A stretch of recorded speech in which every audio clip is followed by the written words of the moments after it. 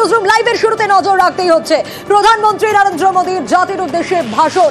একেবারে পয়েন্ট করে করে প্রধানমন্ত্রী আজ বুঝিয়ে দিয়েছেন বেহায়া পাকিস্তানের বিরুদ্ধে হুঙ্কার প্রধানমন্ত্রী নরেন্দ্র মোদীর। তিনি স্পষ্ট বলে দিয়েছেন আজ একেবারে পয়েন্ট করে করে কি চোখে পাকিস্তানকে দেখছে ভারত। জঙ্গি আর জঙ্গিদের মদতদাতাদের একই চোখে দেখা হচ্ছে। সন্ত্রাস এবং আলোচনা না, একসঙ্গে দুটো হতে পারে না। পাশাপাশি জল এবং রক্ত একই সঙ্গে বইতে পারে না। একের পর এক হুঙ্কার, কড়া বার্তা প্রধানমন্ত্রী নরেন্দ্র মোদী।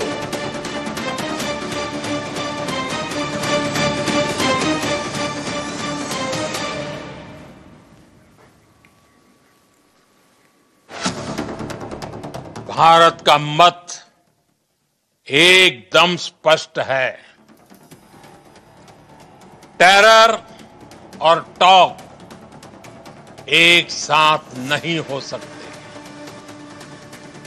टेरर और ट्रेड एक साथ नहीं चल सकते और पानी और खून भी एक साथ नहीं बह सकता।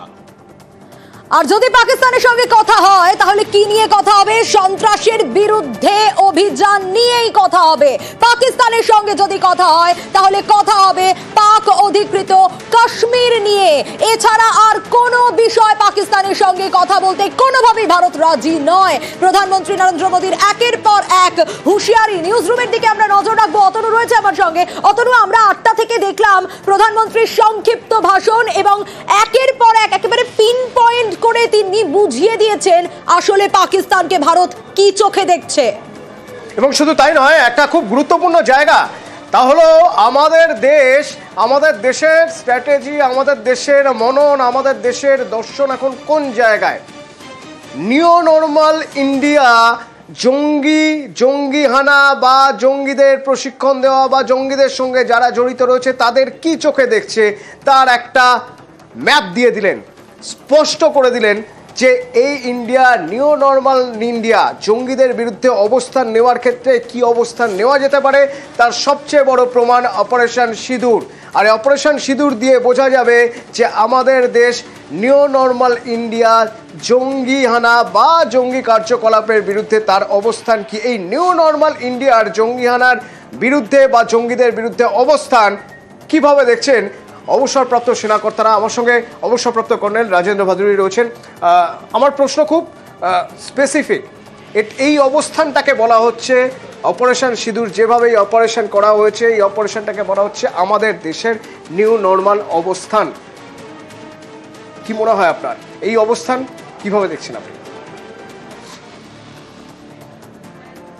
দেখুন, as a former military person, আমার জন্যে যে নর্মালটা অ্যাজ ফার এজ আমাদের মিলিটারি টাস্কিং আর মিলিটারি পোস্টারিংটা বা মিলিটারি ফিলোসফিটা বা স্ট্র্যাটেজিক বা ট্যাকটিক্যাল অবজেক্টিভ, ওটার মধ্যে ওই নর্মালের মধ্যে কোনো চেঞ্জ নেই, ওইটা বজায় আছে। এখন গভর্নমেন্ট অফ ইন্ডিয়ার স্টান্স, একটা প্রধানমন্ত্রী যেমন নিজের বক্তব্যটা দিলেন, তাতে গভর্নমেন্ট অফ ইন্ডিয়ার একটা স্টান্স যে এখন আমরা পাক অকুপাইড কাশ্মীর, কথা হলে পাক অকুপাইড কাশ্মীরের ব্যাপারে কথা হোক, ঠিক আছে। তখন ওই এমটা অ্যাচিভ করবার জন্যে যদি আমাদের মিলিটারি প্রফেশনালসদের যদি টাস্কিং করা হয়, তাহলে আমরা মিলিটারি প্রফেশনালসরা, মানে তখনকার ওই সময় যারা এখতিয়ারে আছে, তারা তার অ্যাকর্ডিং স্ট্র্যাটেজিক আর ট্যাকটিক্যাল অবজেক্টিভ প্ল্যানিং করে সেই অবজেক্টিভসগুলো অ্যাচিভ করবার জন্য অ্যাকশন নেবে। তো what I'm trying to say is, আজ যখন প্রেস ব্রিফ হচ্ছিল তখন ডিজিএমও তিনি বলছিলেন যে আমরা আমাদের দেশে আমাদের এই যে সাফল্য, এই সাফল্যের পিছনে আমাদের যে এয়ার ডিফেন্স সিস্টেম, ইন্ডিজিনিয়াস যে এয়ার ডিফেন্স সিস্টেম আছে সেটা একটা বড় ভূমিকা পালন করেছে এবং এই সব কিছুই সম্ভব হয়েছে প্রায় 1 দশকেরও বেশি সময় ধরে সরকার যেভাবে বাজেট করেছে, যেভাবে পরিকাঠামো তৈরি করেছে তার জন্য। অর্থাৎ সরকার আর সেনার এই যে নিখুঁত তালমেল, হ্যাঁ, ঠিক সময় মতো সেনার হাতে তুলে দেওয়া হলো দায়িত্ব যে তারা তাদের মতো করে অপারেট করুক, যা সিদ্ধান্ত সেনা নেবে সেই সিদ্ধান্তই ঠিক। এটাই কি নিউ নর্মাল ইন্ডিয়ার অবস্থান? দেখুন, কোনো একটা রিসার্চ এন্ড ডেভেলপমেন্ট প্রজেক্ট মানে এই স্কেলের রিসার্চ এন্ড ডেভেলপমেন্ট প্রজেক্ট এর জন্য 10 বছর একটা খুব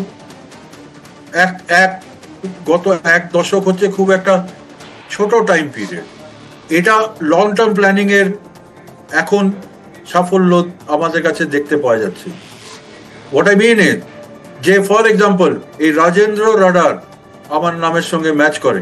এই রাজেন্দ্র রাডার যেটা খুব সাকসেসফুল হয়েছে এই কারেন্ট অপারেশনসে, রাজেন্দ্র রাডারের ট্রায়ালসে আমি নিজে পার্টিসিপেট করেছিলাম আজকে থেকে 20 বছর আগে।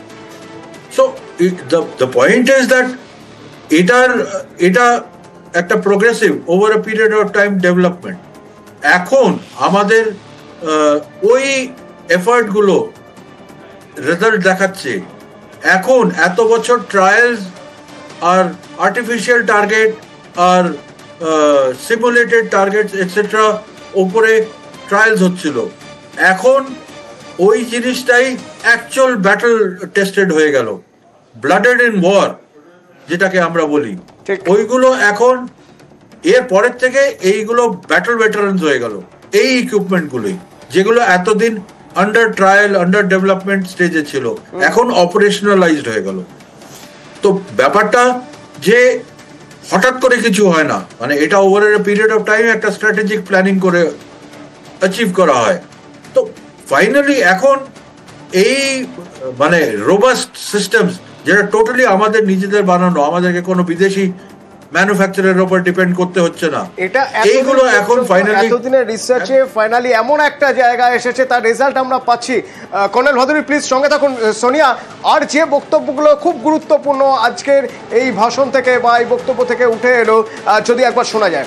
একেবারে অতনু শোনাবো আমরা, কারণ একের পর এক প্রধানমন্ত্রী নরেন্দ্র মোদী তার ভাষণে আজ বলেছেন পাকিস্তানের সঙ্গে যদি এরপর কথা হয় তাহলে কি নিয়ে কথা হবে?